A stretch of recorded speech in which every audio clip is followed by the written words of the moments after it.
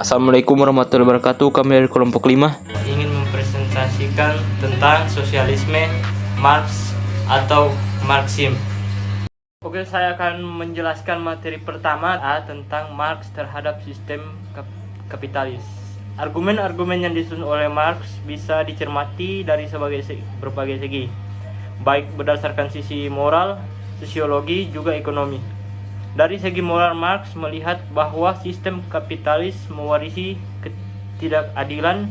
Ini akhirnya akan membawa masyarakat kapitalis ke arah kondisi ekonomi dan sosial yang tidak mampu dipertahankan.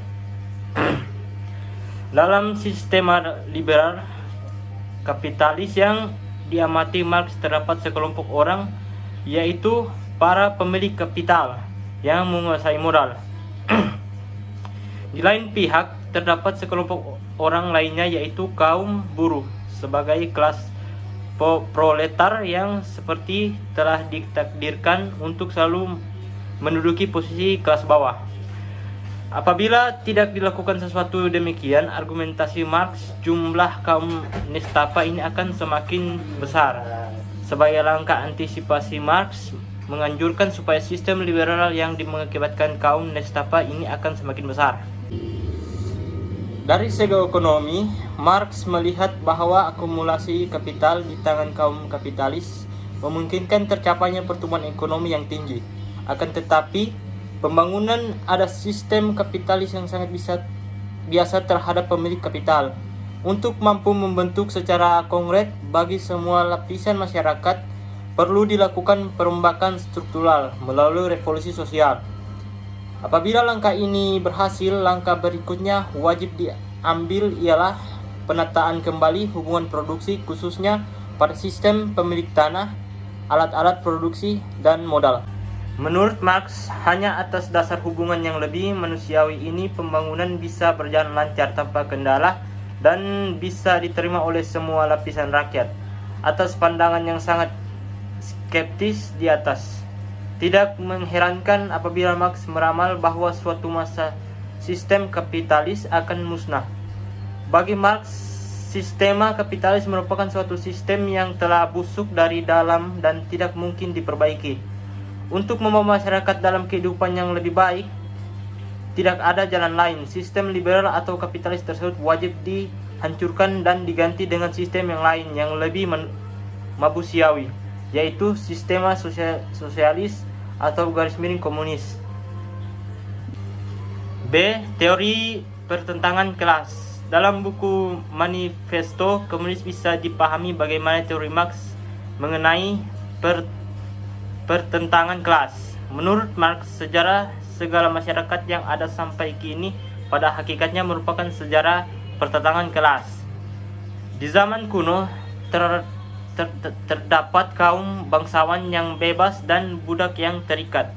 Di zaman pertengahan terdapat tuan tanah sebagai pemilik dan hamba sahaya yang menggarap tanah bukan kepunyaannya.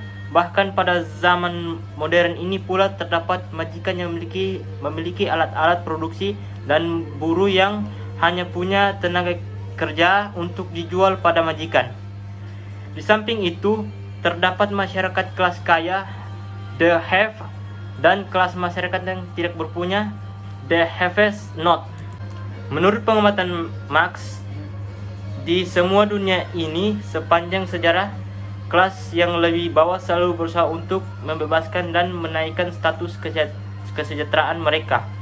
Sekarang pun maksudnya pada masa Marx tidak terkecuali tetap pada perjuangan kelas. Dengan asumsi seperti ini, Marx meramal bahwa kaum proletar yang terdiri pada buruh akan bangkit melawan kesewenang-wenangan kaum pemilik modal dan menghancurkan kelas yang berkuasa. C. Teori surplus value dan eksploitasi buruh. Dalam Das Kapital Vol 1867-145, surplus value merupakan teori dari pemikiran Marx yang menyatakan tentang adanya kelebihan nilai produksi buruh berbanding dengan upah dalam suatu proses produksi. Kelebihan nilai ini menciptakan keuntungan bagi para pemilik modal akibat kecilnya biaya produksi berbanding dengan beban pekerjaannya. Marx 1867 145 menjelaskan 11 bahwa setiap buruh diberi upah berdasarkan lamanya mereka bekerja per hari. Upah yang diberikan kepada buruh seharusnya dapat memenuhi kebutuhan buruh tersebut perharinya untuk menembus tenaga mereka pada saat bekerja. Untuk mencapai keseimbangan dalam proses produksi, buruh harus mendapatkan keuntungan dengan cara memberi upah lebih dari tenaga yang digunakan dalam bekerja. Ketika buruh mendapatkan upah yang kurang untuk menembus tenaganya, maka buruh tersebut telah dirugikan. Saya akan melanjutkan materi dari Prayoga, yaitu D. Dialektika Materialisme Historis, MHD. Pola pikir masyarakat berkembang berdasarkan kondisi objektif pada saat itu. Setelah itu mulai adanya pembagian tugas. Ada kelompok yang berburu dan ada pula yang bercocok tanam. Hubungan produksi pada saat itu susah, ada sistem barter, tukar, untuk melengkapi kebutuhan masing-masing kelompok, keluarga, dan akhirnya sampai ada yang menemukan alat tukar yang sah seperti logam. Beberapa kelompok masyarakat berpikir lebih jauh. Ketika mereka melakukan pengumuman hasil produksi mereka akan mendapatkan keuntungan yang lebih besar. Inilah yang melahirkan sistem akumulasi dan dagang pada saat itu. Sistem pemerintah pada saat itu masih dipimpin oleh satu orang. Rakyat membayar upeti kepada pemimpin untuk keperluan membangun infrastruktur daerahnya. Inilah yang nantinya melahirkan sistem kerajaan. Kemudian fase-fase perkembangan masyarakat. Pada zaman komunal primitif, corak produksi manusia pada saat itu adalah berburu dan meramu untuk mempertahankan hidupnya. Hidup mereka kosmosentris, bergabung pada alam.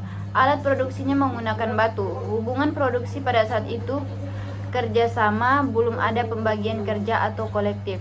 Mereka hidup selalu berpindah-pindah. Ketika sumber daya alam yang dijadikan sumber penghidupan mereka berkurang atau habis, maka mereka berpindah tempat.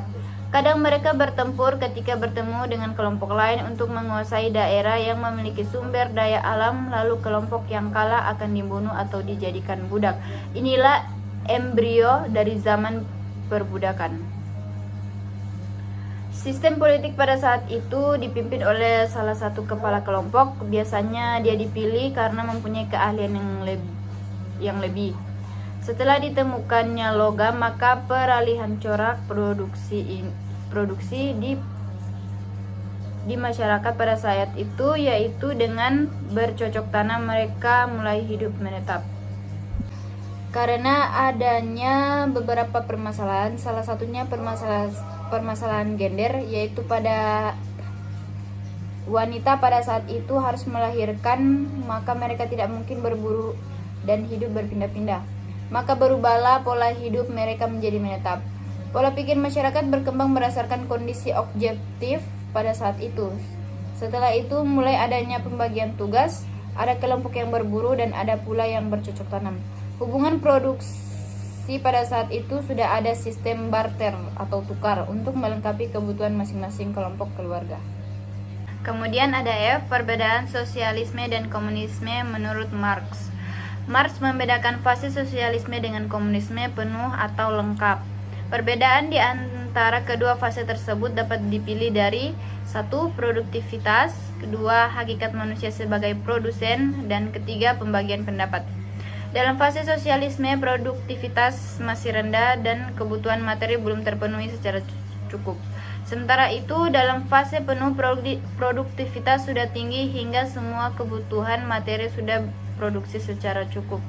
Dengan begitu, perekonomian dapat memenuhi kebutuhan semua anggota masyarakat secara berlimpahan. Tentang hakikat manusia sebagai produsen, dalam fase sosialisme, manusia belum cukup menyesuaikan diri sehingga menjadikan kerja sebagai hakikat dan masih mementingkan insentif materi atau bekerja. Pada tahap komunisme penuh, kerja sudah menjadi hakikat manusia, bekerja dengan penuh. Kerja sudah menjadi hakikat. Manusia bekerja dengan penuh kegembiraan, sukacita, semua pekerjaan dilakukan secara sukarela, dengan efisien tanpa terlalu mengharapkan insentif langsung seperti upah yang hanya merupakan produk sampingan dari kerja. Tentang pembagian atau distribusi pendapatan dalam fase sosialisme berlaku prinsip from each according to his ability to each according to his labor. Sedangkan dalam fase komunisme penuh prinsipnya adalah from each according to his ability to each according to each according to his needs. Sekian dari presentasi kami. Wassalamualaikum warahmatullahi wabarakatuh.